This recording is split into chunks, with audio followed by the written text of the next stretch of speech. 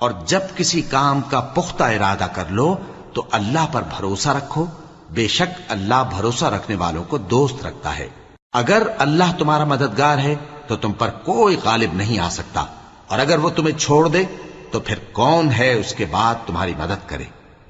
اور مومنوں کو تو چاہیے کہ اللہ ہی پر بھروسہ رکھیں، اور کبھی نہیں ہو سکتا کہ کوئی پیغمبر خیانت کرے، اور خیانت کرنے والوں کو قیامت کے دن خیانت کی ہوئی چیز اللہ کے روبرو لا حاضر کرنی ہوگی، پھر ہر شخص کو اس کے اعمال کا پورا پورا بدلہ دیا جائے گا، اور ان کے ساتھ بے انصافی نہیں کی جائے گی۔ بھلا جو شخص اللہ کی خوشنودی کا تابع ہو وہ اس شخص کی طرح ہو سکتا ہے جو اللہ کی ناخوشی میں گرفتار ہو، اور جس کا ٹھکانہ دوزخ ہے اور وہ برا ٹھکانہ ہے۔ سب لوگوں کے اللہ کے ہاں مختلف درجے ہیں، اور اللہ ان کے سب اعمال دیکھ رہا ہے۔ اللہ نے مومنوں پر یقین